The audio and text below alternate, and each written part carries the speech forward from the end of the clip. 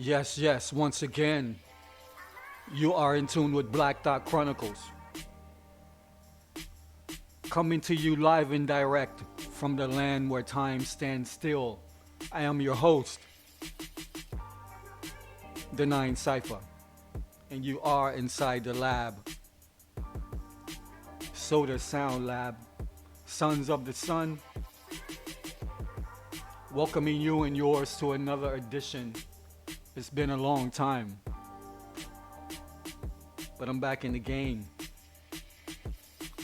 I pulled the groin, had to take a couple months off, rehab, all that good stuff.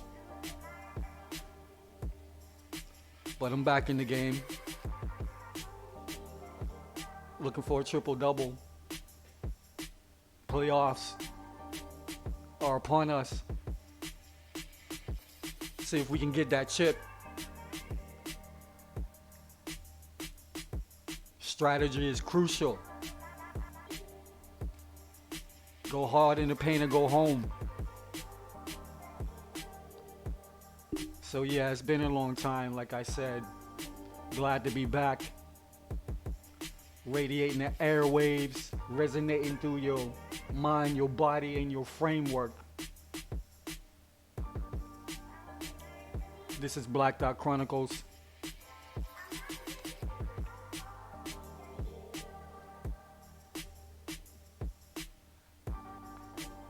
CRYPTOCULT. Dark Side of the Moon. Today I am bringing you part 4 in this series of documented videos I am doing discussing everything blockchain, everything cryptocurrency, the good, the bad, the ugly, everything in between. What does it mean? What is it all about? Where did it all come from?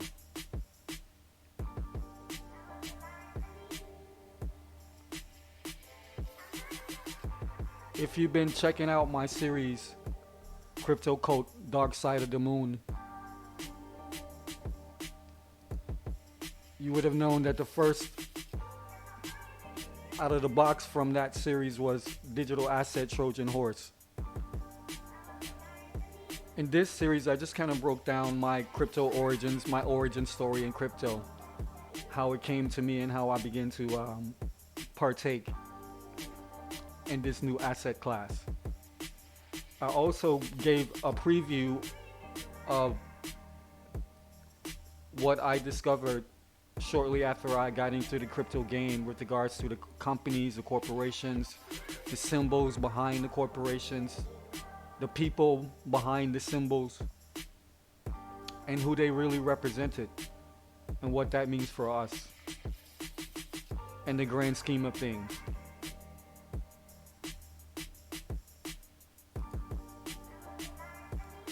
Then I hit you with creation protocol, the God code. I spent a lot of time with this one. There's a couple, maybe 4 or 5 videos under this particular title. I got into the nuts and bolts from root level of blockchain technology. And I paralleled this with the creation of the universe. Because this is what's going on. There's a brand new universe being created right in front of our eyes. Nobody sees it as yet. Most people don't. But it's happening right in front of our eyes. So in creation protocol, the God code, I give you definition and I define the entire framework of creation, and I parallel that in corresponding fashion with the framework of cryptocurrency, blockchain technology. And you see all the parallels. So if you haven't checked out those joints, definitely go back and get into that. And I will bring you today the third in the series of documentation on this thing we call the blockchain, and I'm calling this one the elusive Satoshi Nakamoto. I know that says part 2 because initially I was going to do This is part two, but then I realized I had to explain a lot of things before I got into uh, this cat they call Satoshi Nakamoto. So, for those of you who don't know, most people do know, who are into crypto at least, understand at least in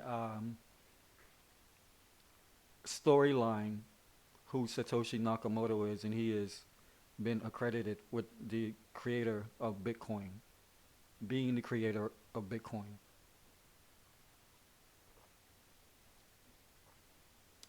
Now we're going to get into this cat, Satoshi Nakamoto.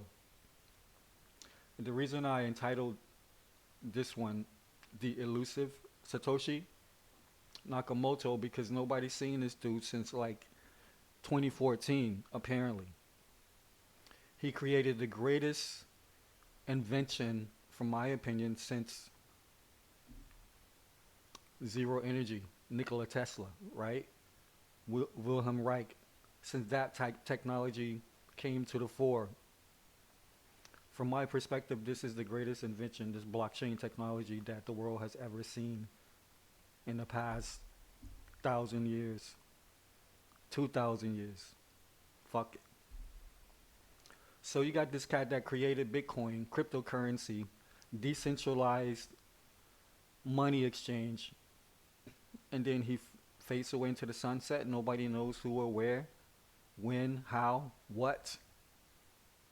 All of these questions surrounding this mythical character, Satoshi Nakamoto.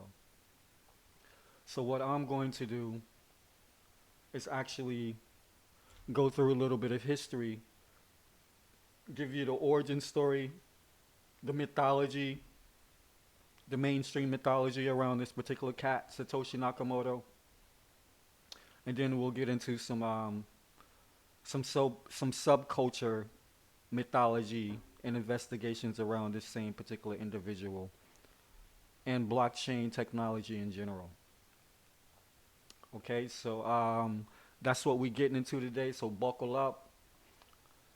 We're about to go for a little ride. I'll try to make this short and sweet, but you know that never works. But in the meantime, again, I am your host, The Nine Cypher. You are in tune with Black Dot Chronicles, so let's get it. Boom. All right, so I'll read a couple. I'm not going to read everything from these articles, but I've got a couple articles here that's going to give you the origin story and the mythology, mainstream mythology behind this quote-unquote individual we call Satoshi Nakamoto, the creator, inventor of Bitcoin, blockchain technology. All right, so the greatest invention that will determine the future of economy. So they're saying, like, this particular article, just to give you a little bit of preview, they're kind of saying that this dude stumbled upon this technology, that it was like, you know, happenstance that he came across this particular type of technology, and they're comparing him to this cat, Alexander Fleming. So here we go. On September 28, 1928, Alexander Fleming, a Scottish researcher, accidentally discovered penicillin, the antibiotic that revolutionized the world of medicine. At the time, Fleming was experimenting with influenza virus in a laboratory at St. Mary's Hospital in London. Often described as a careless lab technician, Fleming returned from a 2-week vacation to find that mold had developed on an accidentally contaminated Staphylococcus. I think that's how it goes. Staphylococcus culture plate. On examining the mold, he realized that the culture prevented the growth of Staphylococcus. He had discovered the world's first antibiotic. This is how cryptocurrency was invented too. Satoshi Nakamoto, the unknown inventor of Bitcoin, never intended to create a currency. He wanted to build a decentralized cash system. Many people had tried to create a centralized cash system in the 90s, but all of them had failed. Satoshi now decided to build a digital cash system without a central entity, and he succeeded. The solution is in the problem. To get digital cash, you need a payment network with accounts, balances, and transactions. The problem that every payment network has to prevent is one entity spending the same amount twice. This is done by a central server that keeps record of the transaction and balances. All right, so we'll go down here. I'm not going to go too deep into this. This is getting into the framework, the design of what, the reason why he created cryptocurrency in the form of Bitcoin, and why it was important that it was decentralized. So they're saying this guy he was tired of all of these centralized money systems that were easily manipulated. So he wanted to create a decentralized money system, and they're saying there were guys in the 90s. Actually, I'll show you documentation. They've been working on this way before the 90s. But anyway, in this article, the guy says that there were individuals in the 90s who attempted to accomplish what Satoshi ultimately accomplished. And he did this through consensus. And the problem that they were having was that the double spin is the term that they use. So they couldn't figure out how to accommodate, how to equate for double spin so that wouldn't happen. And apparently, so Satoshi was the bright guy that came up with this form of programming called consensus, right? So ultimately what that means is you have a bunch of nodes, which are essentially computers, and you need a consensus of these nodes to agree that the transaction that's being initiated is a fair and appropriate transaction according to the laws of again, it's called SHA-2. Is the that was the how that's the code which Bitcoin was initially created. So that deals with mining. Okay, I know I'm getting into the weeds or whatever, but this is what Satoshi supposedly created. He created this consensus network that was decentralized, that you can send digital currency to and from without any centralized control. That's the big thing you have to understand. So this is what they're giving this cat credit for. They're saying that he is the first to do this. All right. So go to this other article. It's called The History of Cryptocurrency. All right, it says the history of cryptocurrency is actually a fairly short one. Yes, we have had digital currency system before.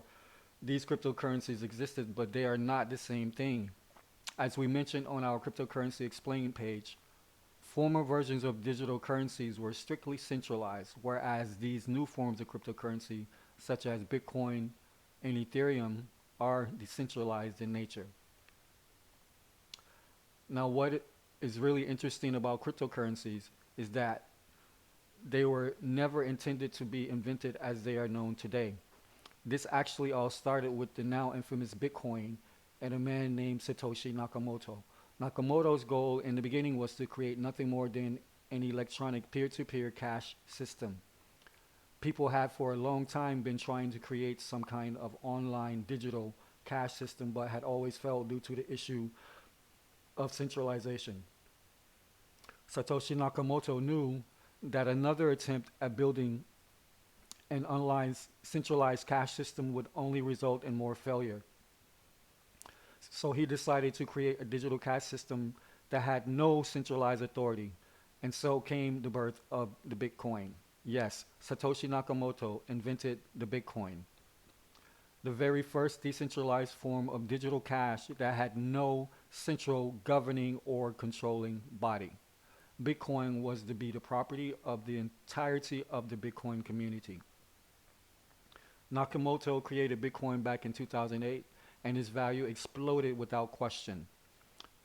But when it was first created, it had a value of little over a single cent. However, the value quickly grew, and in late 2009 had already reached $27 for a single Bitcoin. Now in 2017, a single Bitcoin has a value of $7,500. Today, that's more like $46,000 as we speak, of 48. I haven't checked the charts today, but you see how far we've come. The value of this particular cryptocurrency has skyrocketed to monumental levels.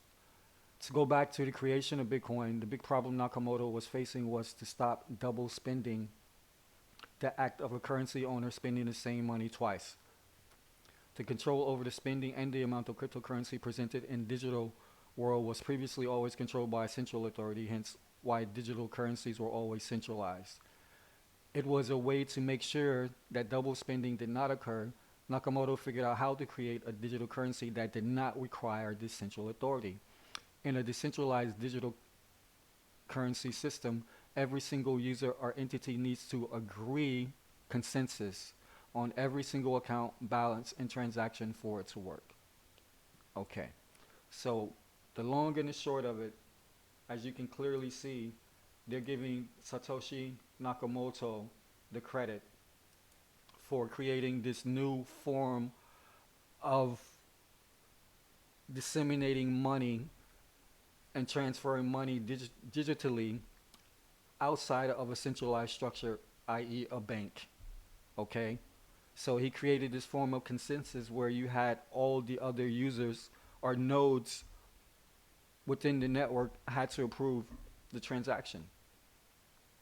Proof of work is what they call that as well. That's the term you'll hear, proof of work. So they're giving all of that credit to this individual, the elusive Satoshi Nakamoto. Now, what I want to show you next is one more article, just so you can kind of see, and this let this origin story sink in. And this will be the third source, mainstream source, anyway. So you can really let this origin story sink in, and you get the gist of why I'm presenting in this way or whatever.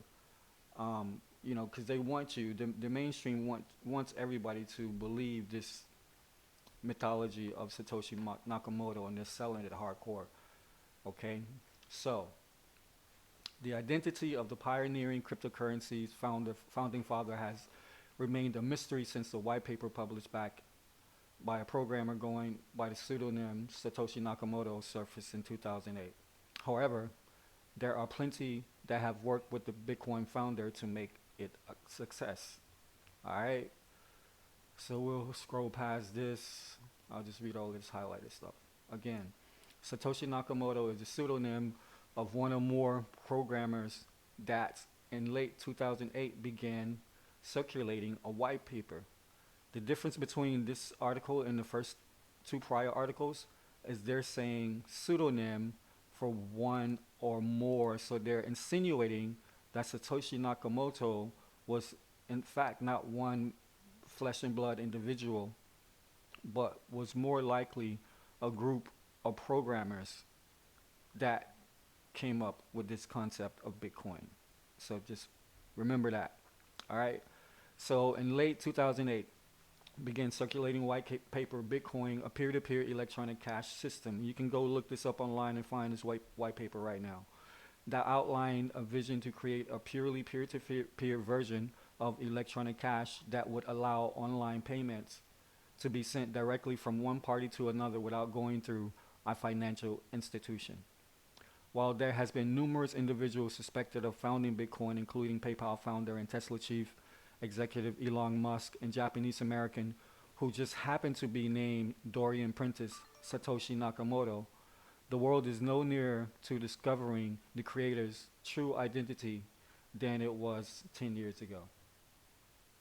Right? So, the mystery of Satoshi Nakamoto. Who is this cat?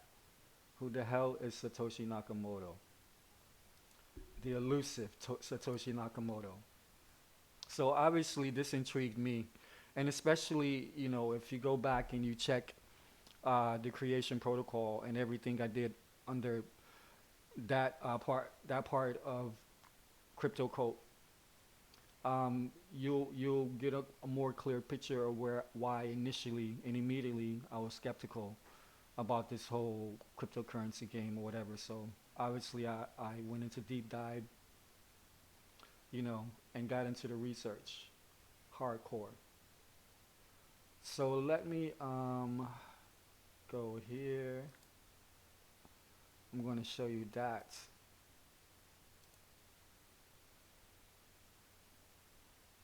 And let me see if I can.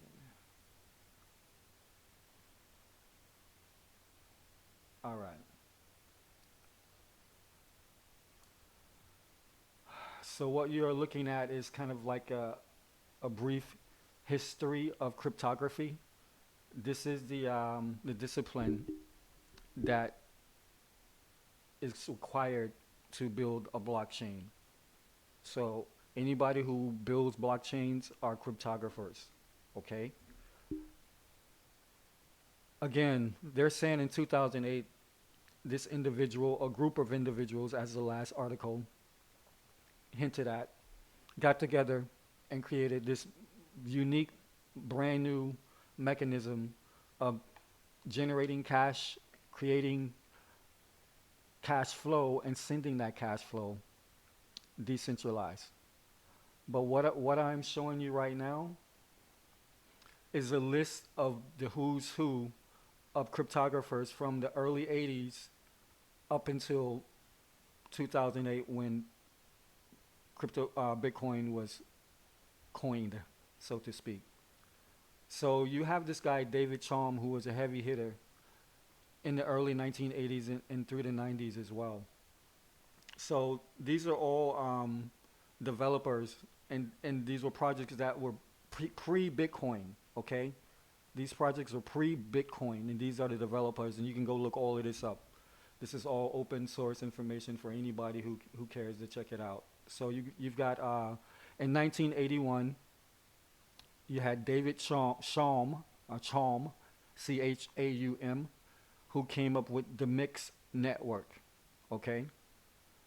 And then in 1985, the same David Chaum came out with security without identification transaction system to make Big Brother obsolete.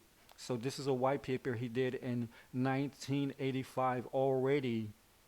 You can see that this is the precursor to the blockchain, okay?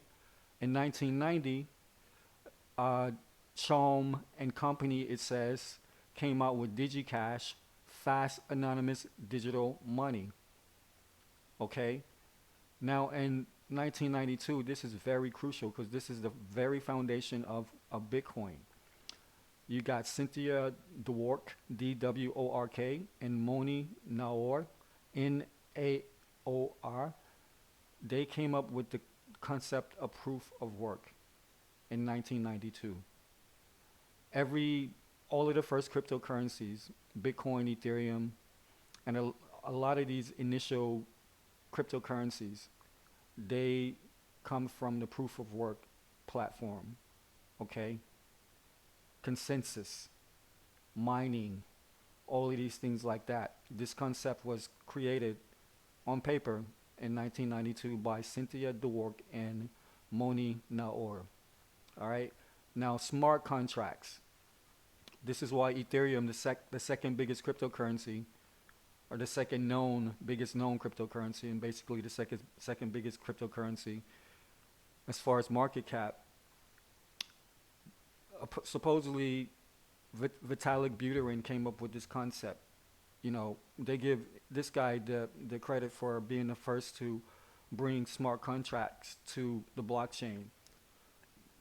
But according to the receipts, back in 1993, this individual by the name of Nick Szabo, Szabo, developed smart contracts.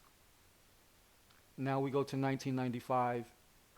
You have an individual who only goes by the last name of Zimmerman on this documentation here. He's come up with the data encrypted for public communication, PGP, or that's peer-to-peer. So in 1995, again, a decade before Bitcoin, you already had peer-to-peer encryption on what we call now the blockchain. And we go to 1998.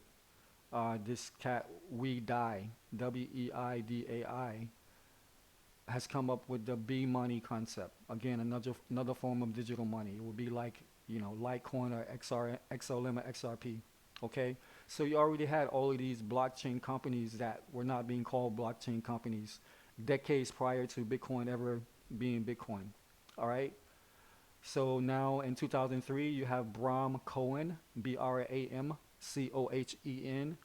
who developed BitTorrent that is still being used today, that is still a part of cryptocurrency as we speak right now. All right. In 2002, another blockchain type company called Hashcash was developed. In 2004, Hal Finney, Finney, first name Hal, developed reusable proof of work running software, RPOW. And in 2005, Nick Szabo again came up with this another digital money called BitGold. Okay, all of this preceded was the precursor, came before Bitcoin was ever a thought. That's what I'm telling you. Okay, so now I am going to show you an article with receipts that I think will interest a lot of you who care about this type of stuff. This will be like a counter narrative to the couple of articles that I just read for you. So this article is talking about the NSA white paper. So the NSA put out a white paper on cryptography in 1996. So and I'm sorry, like I forgot to mention one crucial part. So all of these individuals that I named from the 80s, and you can actually include David Schwartz in that as well. He's the CTO of Ripple. He's had patents. I've got him on the record. He has patents from like early 80s dealing with cryptography and the same type shit or whatever. So this is all, this is nothing new. My point is this is nothing new. Okay? So in 1996, the NSA put out a white paper entitled How to Make a Mint, the Cryptography of Anonymous Electronic Cash. Now, I have that copy. I have that white paper, but I'm not really going to get into that right now.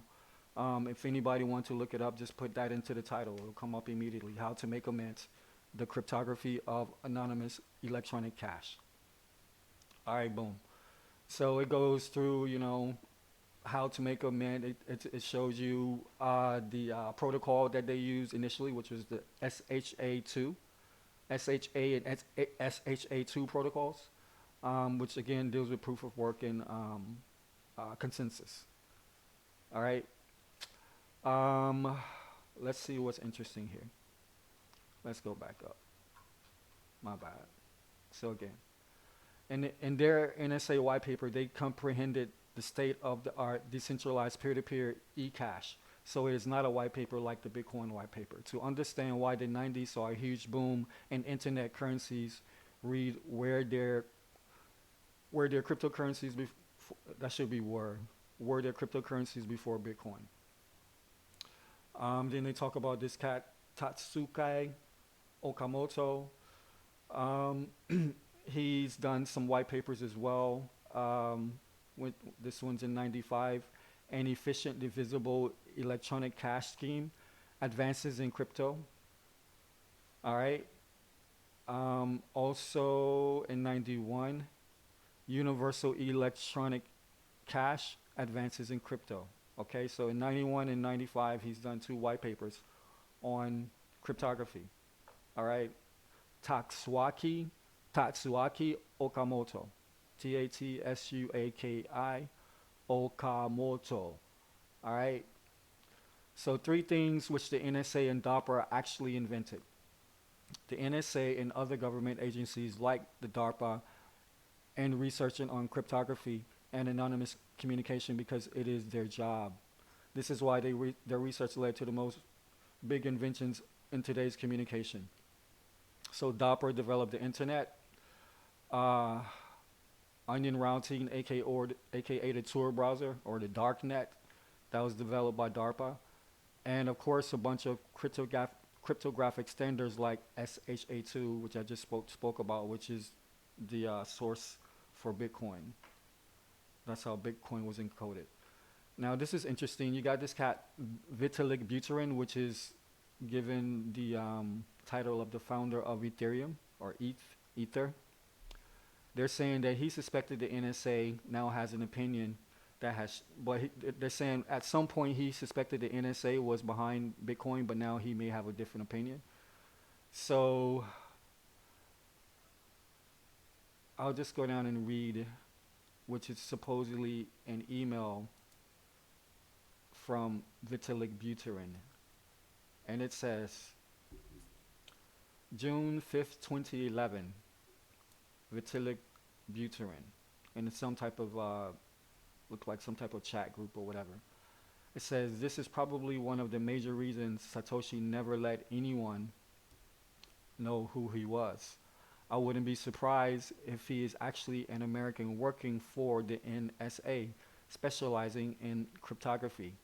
Then he got sick of the government's monetary policies and decided to create Bitcoin. Or the NSA itself decided to create Bitcoin.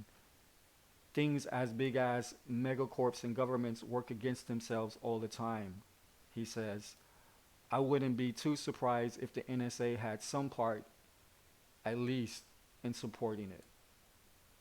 So that's supposedly came from an email of the creator of Ethereum on his feelings about the true nature of Bitcoin as far as the origin story and who created it. Okay? So again, for anybody who wants to go back and double check that, like I said, I'm not going to get into it, but this white paper is called, that was written in 1996 by the NSA, How to Make a Mint, the Cryptography of Anonymous Electronic Cash. Okay, so what does that mean? I read for you a couple articles, 3 articles that's giving you the origin story of this cat, Satoshi Nakamoto. The third article I read actually hinted that this was more so a collective of people, not one individual. So Satoshi Nakamoto is more like a code word, you know, or whatever, an operation code word. All right. So if it is true, if this white paper was indeed created by the NSA, and we already know, I've shown you that this field of cryptography, at least on record, people have been working on this since 1981, including, as I said to you, the CTO of Ripple himself, David Schwartz. Okay? The CTO of Ripple himself was a cryptographer for the NSA. All right? So this is a quote from David Schwartz, the man himself.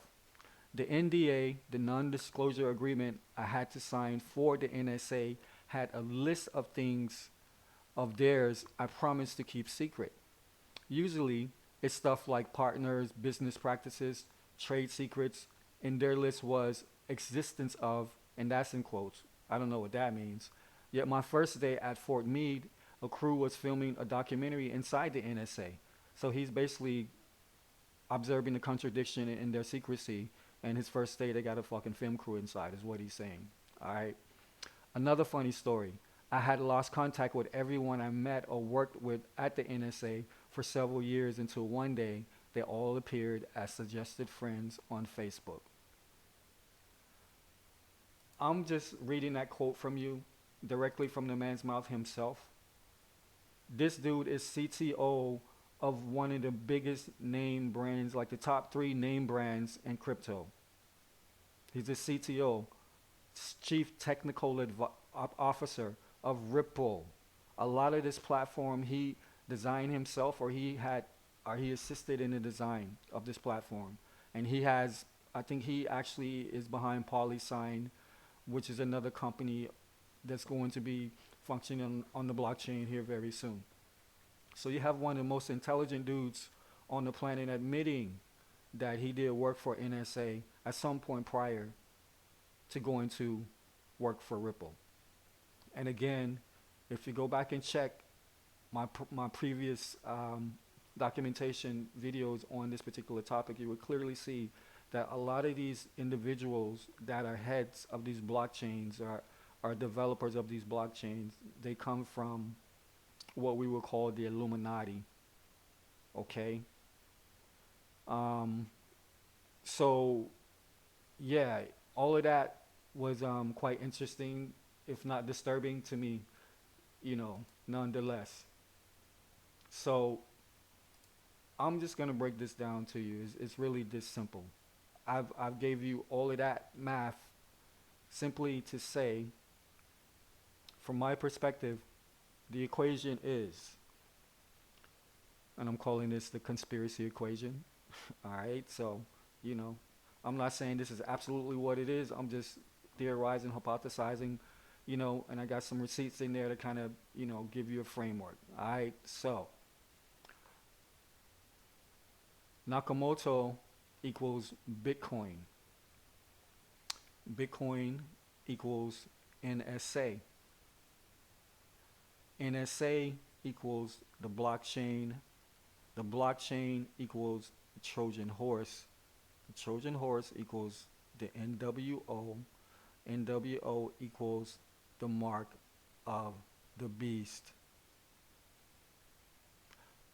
And as I explained to you on Creation Protocol, I am not a religious individual. I do see God all around me. I'm going to leave it at that as far as that's concerned. So I'm not coming from a place of religiosity when I say the mark of the beast. All right? So my assertion is Nakamoto is a front. Bitcoin was the garbage technology that they put out to begin to reel the world onto this blockchain and this blockchain technology, because we know that everything is immutable on the blockchain. And if you and this is something new to you, if you're hearing this for the first time and you never heard any of this shit before, let me give you some key words and terms that if you're dealing with this shit, you inevitably you're going to come across terms like decentralization, which you've heard me mention multiple times already. The thing about blockchain and what the establishment type are doing their best to stave off is the decentralization of currency. And now, because of the blockchain, not what is currency, the definition of currency has forever changed. Everything can and will become currency in this new digital age, with blockchain technology as the foundation in that. That's just the beginning. And it's also the beginning of AI, the Internet of Things. All of this is right here on our doorstep right now. Everything is traceable. Everything is immutable. Okay? If they know who is behind the transaction, they know everything about your entire transaction history. Track and trace. So decentralization is very important. You hear terms like distributed ledger technology. Okay? And that's basically blockchain technology, whatever. All that means. Interoperability. So they develop a system that makes the current system of money obsolete, okay, where you have interoperability from America to Japan, from Japan to Australia, from Australia to Bangladesh, okay? There is a system of communication. All of these money systems are now speaking the same language, okay? That's very new. So when it would take maybe and cost maybe, if I wanted to send $10,000 to Alaska from Brazil, you know what I'm saying? If I wanted to do it through my bank, it's going to take days for that transaction to clear, because it has to go through a lot of proof that that transaction is real before it can actually occur. And a lot of people are going to get paid out on that transaction as well, based on the transaction fees that it's going to cost me, which will be hundreds of dollars for that transaction, okay? With interoperability, now we can do those same transactions for fractions of pennies, depending on which blockchain you're using. So this is how cryptocurrency and blockchain technology is changing the game. We're talking about immutable ledgers. We're talking about trustless transactions. That means that you don't need a bank, you don't need a middleman. Once you understand the code, you've read the white paper, you see how it works, you don't got to trust nobody. All you got to do is boom, boom, done. Okay? Central bank digital currency, or CBDCs, this will be a term that you will hear ever increasingly as the days, years, and months, decades increase. And real-time payment systems. Okay? These are just a few terms as far as the technical side of the game, that you'll come across and things that you'll hear. Now, as far as slang terms and just words that we use, on the blockchain and in the community, you got bears and bulls. Everybody's always talking about their bags. If you're from the hood, that's terminology that's very familiar to us because we always, chasing them bags, right?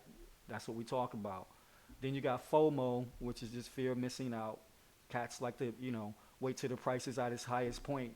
Then they want to go grab a particular coin in the case of, Bitcoin. You know what I'm saying? More people are buying Bitcoin now than whenever Bitcoin was, $10, $27, $1,000, $3, $10,000. Now more people are interested in Bitcoin. That's FOMO. The opposite of FOMO is FUD, fear, uncertainty, and doubt. All right? There's a lot of that can ruin a project, or it can make price points move plus or minus, depending on if that FUD is sustainable. Gas refers to transaction fees. Every transaction, there's a gas fee, is what they call it. It's involved. Right now, Ethereum is under a lot of heat because their gas fees are fucking ridiculous. And then, you hear talk like Lambo this and, hash rate that. And Satoshis is the unit of measure in cryptocurrency that determines the value of a coin is measured in Satoshis. Right? So, boom, boom. There you go. That's what I got to say on this cat, the elusive Satoshi Nakamoto. That's what I have to say on what the true end game is of cryptocurrency. If you don't know, go back and check all of my offerings on this particular subject. All right? Once again, we've got CRYPTOCULT, Dark Side of the Moon is the overall title of this piece I'm putting together. My first offering was the digital asset Trojan Horse, which I actually have to go back and re-record that for audio purposes. But that's my first offering. Go back and check that. Audio is shitty, but I'll get back into that soon. My second offering was the creation protocol, the God code. This one's really heavy. This is the meat of everything that I'm saying here. And as I said to you, actually, I was initially going to do the elusive Satoshi Nakamoto as a part 3.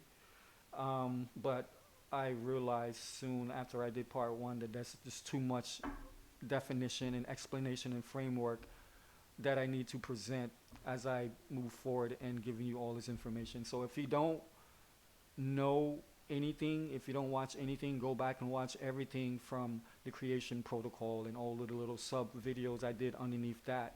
That will give you a very clear picture of what I'm presenting, what I'm saying, which coincides with this pseudo cat, Satoshi Nakamoto, who seems to be, at best case scenario, assets of the NSA. So, again, I'm saying this blockchain, it's a blessing and it's a curse. And it all depends on how we interface with this. As I've said before, the blockchain is a chessboard. And all the pieces are equal in their capacity on both sides of that board. It doesn't matter if on one side of the board it may be worth trillions of dollars. Because we still have the same opportunity to play this game, to colonize these spaces and master this blockchain. But you got to understand what you're doing. It's not really just about filling your bags and going to the moon, as we like to say in the game or whatever. There's a lot of moon talk, and that's all good, but it's way deeper than that. Because if you don't understand the game that's really being played and what's really being rolled out behind this, and again, go watch the videos. We've heard about, the um, global economic, the World Economic Forum, and all of these Bill and Melinda Gates foundations, you know, as they're talking to us about this global reset, and they're basically giving you the marching orders of what they're trying to create, the culture they're trying to create through this blockchain technology, which is slavery, complete track and control, everything about your life, social credit scores, everything you do will be tracked and traced on the blockchain if you want to be a part of what they call normal society. And that's just a drop in the bucket. All right. So my next offering, we're going to get into the more diabolical aspects of some of these players within this blockchain space. Some of the technology is already in play, and how they're using it and how they're planning to use it. All right. That'll be on the next offering of CryptoCult, Dark Side of the Moon. I am your humble host, the Nine Cypher. This is the lab, and you are in tune with Black Dot Chronicles. So until we meet again, stay up. All love to the masses. Black, white, blue, brown, yellow, gold. We all in this to win this. We got to chant down the system every time. Peace.